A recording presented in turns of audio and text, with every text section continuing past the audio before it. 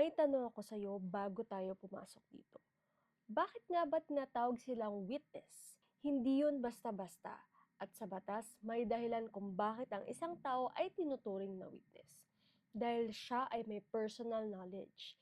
Ibig sabihin, siya mismo ang nakakita, siya mismo ang nakakaalam, at siya mismo ay nasa gitna ng pangyayaring iyon. Hindi lang siya nakarinig, hindi lang niya nabasa sa mga report.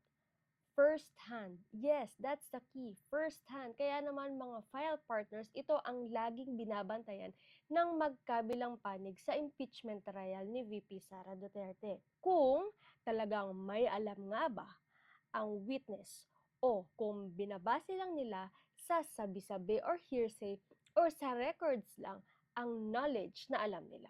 Tara, buksan natin ang file na ito. Panibagong araw, panibagong file, mga Banateros. Kasama niyo po ako dito sa Banateros Files. Ngayon na alamin po muna natin ano ba talaga ang personal knowledge. Bago po tayo pumunta sa mga pangalan, ay linawin po muna natin na sa court, impeachment court man yan or regular court, ang isang testimonya po ay mas malakas kung galing po ito sa direktang karanasan ng witness. Yun po yung tinatawag na personal knowledge. Kung sinabi ng isang witness na wala akong personal knowledge sa isang bagay, ibig sabihin po nito ay hindi po niya talaga nasaksihan o ang alam lang niya ay galing sa ibang tao or sa report o sa dokumento. Sa legal term po, malapit ito sa tinatawag na hearsay at mahina po ito kumpara sa testimonyang first hand talaga. Kaya naman po sa impeachment trial, isa ito sa pinakaginagamit na strategy ng defense. Hanapin kung saan sa testimony ng witness kumulang ang personal knowledge. Ngayon naman po sa Article 4, ang una po sa 4 na artikulo ng impeachment ay tinakil po ang tungkol sa umano'y grave threat at assassination plot laban kina PBBM, kay First Lady Liza at sa dating speaker na si Martin Romualdez. Ang unang witness po ay si John Mark Calilong, isang NBI senior agent. Siya po ang nag-testify tungkol sa authenticity ng video kung saan umano'y sinabi ni VP Sara Duterte ang tungkol sa pagkausap niya sa isang tao para tsugiin ang tatlong opisyal na nasabi. Pero sa cross-examination, inamin po ni Calilong na wala siyang personal knowledge. Meron nga ba talagang hitman?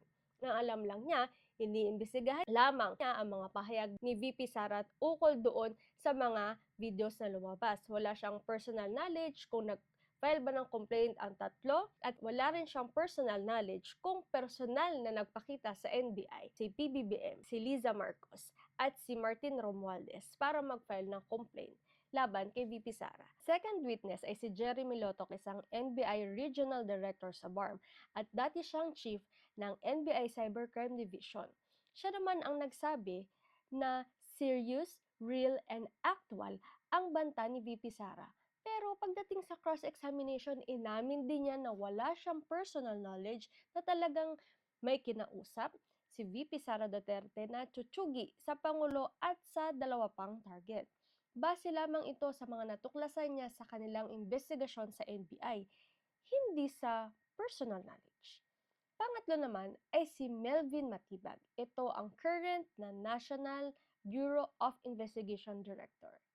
Asawa din siya ng isa sa mga author ng Article 4 ng impeachment para kay VP Sara.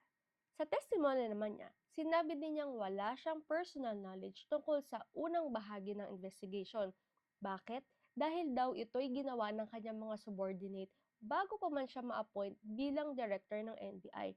So, ang ibig sabihin, ang testimonya niya ay nakabase lang sa mga record ng NBI at hindi base sa kanyang personal knowledge. Interesting din na dalawa sa mga witnesses na si Attorney Zalaika Lopez, ang dating Chief of Staff ng OVP, at si Captain Belinda Bello ng House Legislative Security Bureau ay hindi na natuloy na ipresenta bilang witness. Bakit kamo?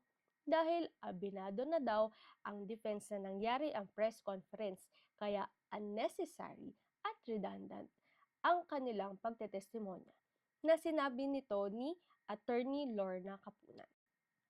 Next article naman linanakil ang umunoy misuse ng 612.5 million na confidential funds ng OVP at ng DepEd.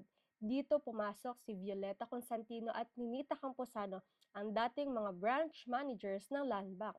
Sila ang nagtestigo tungkol sa mga checking na in cash, milyon-milyong piso na sa tingin nila ay unusual ang laki at paraan. Tapos, pumasok ang mga taga-COA na si Roderick Wamil na dating state auditor ng COA ICFAO. Ang ICFAO, ang ibig sabihin po nito ay Intelligence and Confidential Funds Audit Office. At si Zylene May Del Campo, kasalukuyang supervising state auditor doon.